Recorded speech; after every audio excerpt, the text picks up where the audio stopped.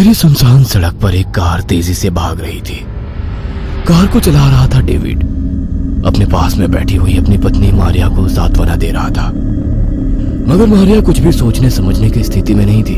उसको labour pain हो रहे थे, जिसके कारण वो दर्द से कराह रही थी।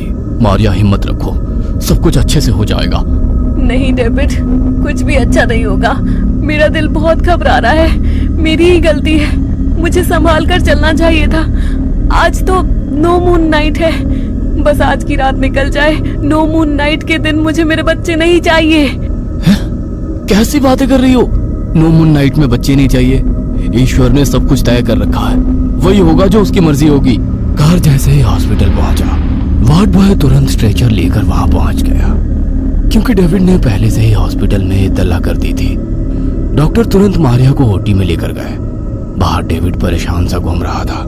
डॉक्टर, बस कुछ घंटे की बात है, आप उसके बाद मेरा ऑपरेशन कर देना। मैं नहीं चाहती कि अभी इस वक्त मैं बच्चे को जन्म दूं। देखो मारिया, वैसे भी ब्लीडिंग शुरू हो चुकी है, हम लोग कोई रिस्क नहीं ले सकते। कैसे भी बस आज रात गुजर जाए। डॉक्टर ने मारिया की बात को मानने से इनकार कर दिया और तुरंत ऑपरेशन कर दिया। मारिया ने एक स्वस्थ बच्चे को जन्म दिया। जब उसका जन्म हुआ तो हॉस्पिटल में तेज हवाएं चलने लगी और दूसरी तरफ कब्रिस्तान में हलचल होने लगी थी। कब्रिस्तान में एक कब्र से बाहर निकलकर कंकाल चलता हुआ धीरे धीरे हॉस्पिटल की ओर आ रहा था। जैसे ही वो हॉस्पिटल के करीब पहुंचा, एक साए में बदल गया और बच्चे के शरीर के अंदर समा गया। मारिया और डेविड बहुत खुश थे, मगर मारिया के मन में बच्चे को लेकर थोड़ा सा खौफ था, क्योंकि उसने बाइबल में पढ़ रखा था कि नो मून नाइट के दिन पैदा हुए बच्चे में शैतान का कुछ न कुछ अंश जरूर होता है। मारिया हैरान परेशान सी अपने बच्चे को गोद में लिए बैठी थी। अचानक उसके मुंह से कुछ लाल लाल सा निकलने लगा। मारिया के मन में शैतान वाली बात गहरे तक बैठी हुई थी। वो बच्चे के मुंह से लाल रंग निकलता देख जोर जोर से खून खून चिल्लाने लगी। नर्स उसकी आवाज सुनकर तुरंत वहां पहुंची। उसने भी देखा बच्चे के मुंह से लाल रंग का कुछ निकल रहा है। उसने तुरंत कॉटन ली और उसे क्लीन किया और मारिया को डांटती हुई बोली, काय को खाली पीली बामा बम करती है तुम लोग। अभी बच्चे को दवाई दी है, वो बाहर आ गई और कुछ भी नहीं है। पूरा हॉस्पिटल सर पे उठा लिया। नर्स की बात सुनकर मारिया की धड़कन कुछ शांत हुई। उसने प्यार से अपने बच्चे को देखा। उसकी मासूम से मुस्कुराहट में मारिया खो गई थी। हॉस्पिटल के 2 दिन शांति से निकले। 2 दिन के बाद मारिया अपने बच्चे को लेकर घर आई। डेविड ने दोनों के वेलकम की बहुत अच्छी तैयारी की हुई थी। जैसे ही मारिया घर में दाखिल हुई, उसके पीछे पीछे 2 उल्टे काले पैर भी घर के अंदर दाखिल हुए। उसी रात करीब 2 बजे वो बच्चा बहुत जोर जोर से रोने लगा। डेविड और मारिया उसे चुप कराने की बहुत कोशिश कर रहे थे, मगर वो चुप नहीं हो रहा था।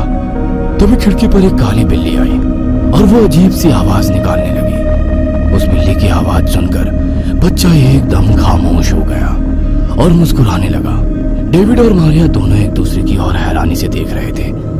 मारिया कुछ बोलती उसके पहले डेविड बोल पड़ा, हम लोग भी ना कुछ ज्यादा ही सोच रहे हैं।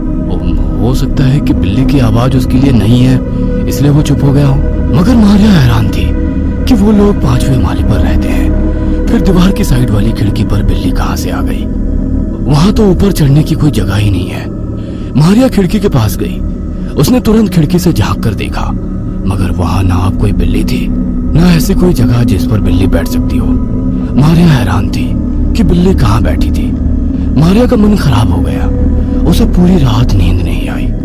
अगली सुबह उसने तुरंत डेविड और अपने लिए ब्रेकफास्ट रेडी किया और डेविड को ऑफिस रवाना किया और उसके बाद अपने बेटे को लेकर चर्च पहुंच गई। मगर जैसे ही चर्च के भीतर दाखिल होने की कोशिश कर रही थी, उसका बेटा जोर जोर से रोने लगा।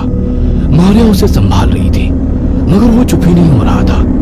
बच्चे के रोने की आवाज सुनकर फादर बाहर आए। उन्होंने कुछ मंत्र पढ़कर उसके बच्चे के सर पर हाथ रखा तो बच्चे की आंखें एकदम लाल हो गई थी। उसने अपने सर पर से फादर का हाथ हटाने के लिए सर को इतनी तेजी से झटका दी कि फादर को धक्का सा लगा। वो लड़खड़ा गए। अब मारिया का यकीन पक्का हो गया था कि उसका बच्चा नॉर्मल नहीं है। फादर को भी लगने लगा था कि मारिया के बच्चे के साथ कुछ तो गड़बड़ है। उन्होंने मारिया के सर पर हाथ रखा और चर्च के अंदर चले गए।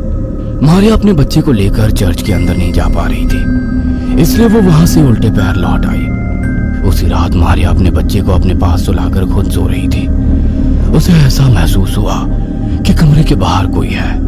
उसने कमरे की लाइट जलाई तो पर्दे के पीछे एक साया नजर आया। एक पल के लिए तो उसे लगा कि डेविड देर रात को ऑफिस का काम खत्म करके घर आ रहा होगा, मगर जब कमरे में कोई दाखिल नहीं हुआ तो वो तुरंत उठकर बाहर गई तो वहां पर कोई नहीं था। वह घबराते हुए अपने बच्चे के पास आई तो उसका बच्चा पलंग पर नहीं था। वह जोर से चीख पड़ी। उसकी चीख सुनकर डेविड उस कमरे में आ गया। क्या हुआ मारिया, तुम चीख क्यों रही थी? डेविड, हमारा बच्चा। है? क्या हुआ उसे? वो यहाँ पलंग पर नहीं है। कैसी बातें कर रही हो? 2 महीने का बच्चा कहाँ जा सकता है? देखो, यही तो सो रहा है। कहते हुए उसने अपने सोते हुए बच्चे की ओर इशारा किया। मारिया हैरान थी कि कुछ पल पहले यहाँ पर कोई बच्चा नहीं था, अचानक ये कहाँ से आ गया। तभी उसे अपने पलंग के पास एक काली बिल्ली नजर आई। बिल्ली मारिया की ओर घूर रही थी। मारिया का मन सशंकित हो गया। जैसे जैसे बच्चा बड़ा हो रहा था, मारिया के मन की घबराहट बढ़ती जा रही थी। अब वो बच्चा लगभग 10 वर्ष का हो चुका था, मगर अब मारिया के साथ हर वक्त कुछ ना कुछ गलत होता। वह किचन में काम कर रही होती तो कई बार अचानक ही आग लग जाती। रोड क्रॉस करते करते कई बार एक्सीडेंट होते होते बची। हर बार जब भी मारिया किसी हादसे से बचती और वो अपने बेटे की तरफ देखती तो वो उसकी ओर देखकर रहस्यमय तरीके से मुस्कुरा देता। उसके मन में डर बढ़ता जा रहा था। वह यही कोशिश करती कि अपने बच्चे के साथ अकेले ना रहे। एक दिन रात को डेविड देर रात तक ऑफिस से नहीं लौटा। घर पर मारिया अपने बच्चे के साथ अकेली थी। वो किचन में खाना बना रही थी और उसका बेटा टीवी देख रहा था। मारिया खाना बनाकर किचन से बाहर आई तो देखा उसका बेटा वहां पर मौजूद नहीं था। वो सब और उसे ढूंढने लगी। तभी उसे कमरे से किसी के फुसफुसाने की आवाज आने लगी। वो दबे पांव उस कमरे की ओर बढ़ने लगी। उसका बेटा अंधेरे कमरे में किसी से बातें कर रहा था। उसने हड़बड़ाते हुए कमरे की लाइट चालू की तो उसने देखा उसके बेटे के सामने बैठा हुआ काला साया वहां से गायब हो गया। उसका बेटा उससे गुर्राते हुए देख रहा था। मारिया कुछ समझ पाती कि उसके पहले ही उसने उसके ऊपर हमला कर दिया। डेविड जब घर लौटा तो मारिया की लाश कमरे की छत से लटकी हुई मिली और उसका बेटा आराम से टीवी देख रहा था। अपनी पत्नी का यूं चले जाना डेविड के लिए किसी सदमे से कम नहीं था। मारिया के अंतिम संस्कार के समय कब्रिस्तान में जब उसका बेटा और डेविड वहां पर मौजूद थे तो उसका बेटा दूर खड़े उस काले साए को देखकर मुस्कुरा रहा था। वहां पर फादर ने ये बात नोटिस कर ली। मारिया के अंतिम संस्कार के बाद उन्होंने डेविड को चर्च में आने के लिए कहा। डेविड अपने बेटे को लेकर चर्च में जाने लगा तो उसका बेटा गुस्से से चर्च के बाहर ही बैठ गया। डेविड अकेला चर्च के अंदर गया। वहां पर फादर हाथ में कैंडल लिए कुछ प्रे कर रहे थे।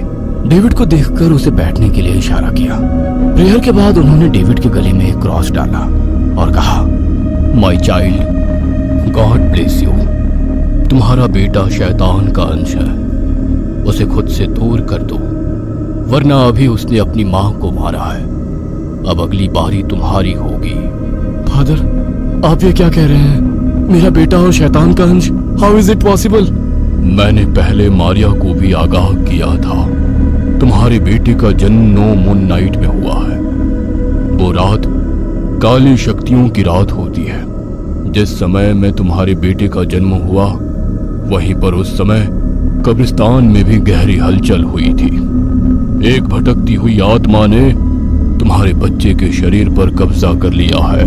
मगर फादर, गॉड खुद कहते हैं कि इंसान का जन्म और मृत्यु उनके हाथ में है। फिर उन्होंने मेरे बच्चे के जन्म के लिए ऐसा समय क्यों चुना जो समय शैतान का था? क्या गलती थी हमारी? ये सब कुछ पहले से तय था।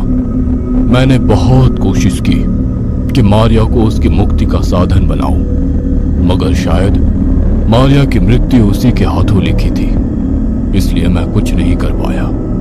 मगर अब मुझे पता है कि इस शैतानी मुक्ति का साधन तुम हो, इसलिए ईश्वर ने तुम्हारे बच्चे को उसका निमित्त बनाया है। मगर अब मुझे क्या करना होगा? कुछ नहीं, अब मैं जैसा जैसा कहता हूँ वैसे वैसे करते जाओ। कहते हुए फादर ने कुछ सामान उसे दे दिया। ये हॉली वाटर है, इसे अपने घर के चारों तरफ डाल देना ताकि वो शैतान तुम्हारे घर में प्रवेश ना कर सके। और जब तक अगली 9 मून नाइट ना आए अपने बच्चे को लेकर घर के बाहर मत निकलना। फादर के कहे अनुसार डेविड ने अपने घर के चारों तरफ हॉली वाटर छिड़क दिया और अपने बेटे के साथ घर में प्रवेश करने लगा। बेटा घर में प्रवेश ही नहीं कर रहा था, मगर डेविड ने जबरन उसका हाथ पकड़कर उसे घर के अंदर दाखिल किया। जैसे ही उसने वो सुरक्षा रेखा पार की, एक काला साया उसके शरीर से निकलकर बाहर रह गया। डेविड अपने बच्चे के साथ घर के अंदर बहुत खुश था। अगली नो मून नाइट पर फादर अपने कुछ अनुयायियों के साथ उसके घर पहुंचे। उन्होंने डेविड के बेटे के गले में एक क्रॉस पहनाया और हॉली वाटर उसके ऊपर स्प्रिंकल किया। आधी रात के वक्त घर के बाहर निकलकर उन्होंने जमीन पर कुछ आकृति बनाई और हाथ में क्रॉस लेकर प्रेयर करने लगे। वह काला साया वहीं खींचा चला आया। मुझे जाने दो, वरना मैं इस लड़के को मार दूंगा।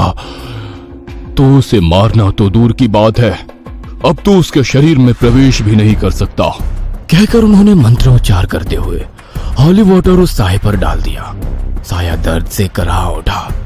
फादर लगातार मंत्रोच्चार कर रहे थे। उन्होंने आगे बढ़कर क्रॉस उसके गले में डाल दिया। क्रॉस के संपर्क में आते ही साया पूरी तरह जलकर हवा में धूल हो गया।